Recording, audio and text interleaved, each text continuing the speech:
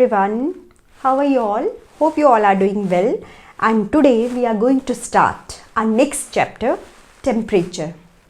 So temperature, this chapter is new for you, but the word temperature is very familiar with you all. But let's understand what is temperature actually. So for this, let us take an example. Suppose this is hot coffee and this is hot milk. Okay, in the morning your mama used to give these things to your papa as well as to you. Okay, तो जब आप hot milk ले रहे हैं या आपके पापा hot coffee ले रहे हैं तो आप लोगों के पीने का तरीका क्या होता है?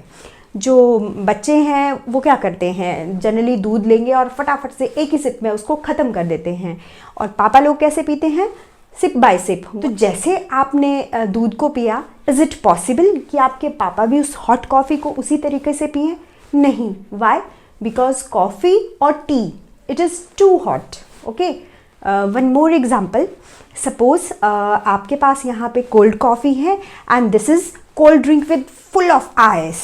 अब नेक्स्ट टाइम अब आपको ये दो चीज़ें पीनी है, this is simple cold coffee and this is cold drink full of ice. तो जब आप कोल्ड कॉफ़ी है उसको आप इजीली पी लोगे, लेकिन ये जो कोल्ड ड्रिंक है जो आइस से भरी हुई है, आप इसको पियोगे तो आपको लगेगा कि ये कुछ ज़्यादा ही ठंडी है ना। तो क्या हो गया, देखिए देयर आर टू केसेस, एक में दोनों चीज़ें हॉट थी और दूसरे केस में दोनों चीज़ें क्या थी, कूल थी। लेकिन क्या डिफरेंस था दोनों में? दोनों में ये डिफरेंस था कि कॉफ़ी हॉटर थी जबकि आपका मिल्क हॉट था। ठीक है, तो जब हमने पिया तो हमारी बॉडी ने रिएक्ट किया कि हम हॉट चीज़ तो पी सकते हैं, लेकिन हॉटर चीज़ से हमारा मुंह क्या हो जाएगा, जल जाएगा, तो हम उसको फास्ट ड्रिंक नहीं कर सकते।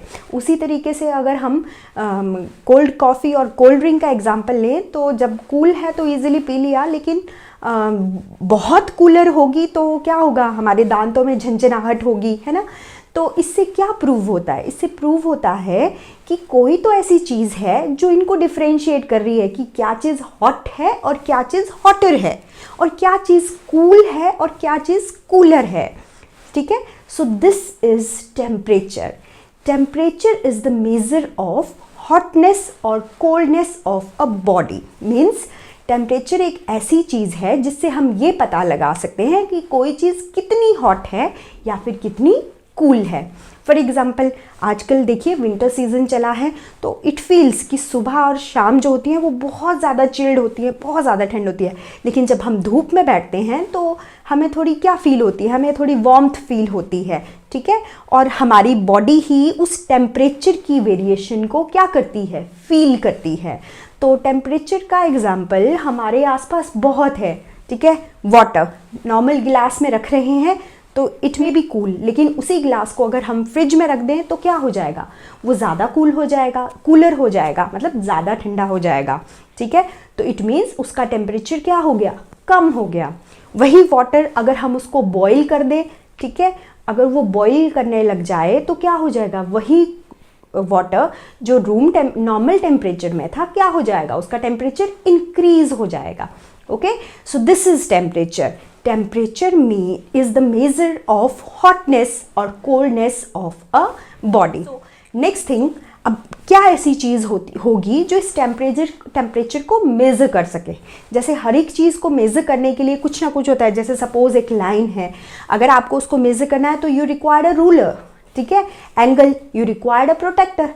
उसी तरीके से अगर आपको टेम्परेचर मेज़र करना है तो you required a thermometer.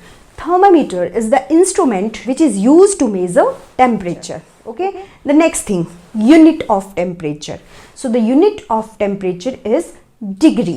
Means number और number के ऊपर degree जो use लगाते हैं हम, that is the unit of temperature.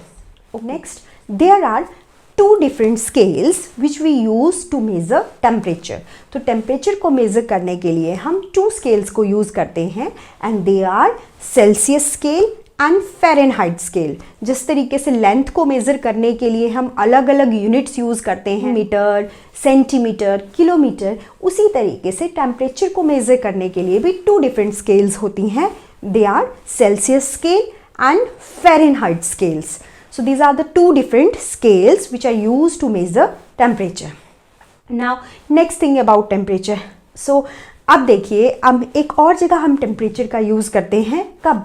जब हम बीमार होते हैं या हमें फीवर होता है. आपसे भी, आप कई बार स्कूल ना आए तो और आपसे आपकी टीचर पूछती हैं कि आप स्कूल नहीं आए, तो आप कई बार कह देते हो कि मैम मुझे टेम्परेचर था. तो what is the meaning of this temperature? Temperature का मतलब है कि हमारी बॉडी का भी एक टेम्परेचर होता है, ठीक है. अगर वो टेम्परेचर बढ़ जाता है तो हमें फीवर आ जाता है, जिसको हम कह देते हैं कि टेम्परेचर है, ठीक है. So the normal temperature of a human body is 98.6 degree Fahrenheit.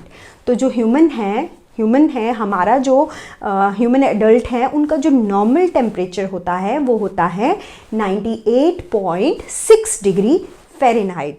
अब हम जो अपना टेम्परेचर है वो किससे मेज़र करते हैं? जब आपको फीवर आता है तो मम्मा आपको क्या लगाती है? थर्मामीटर लगाती है ना.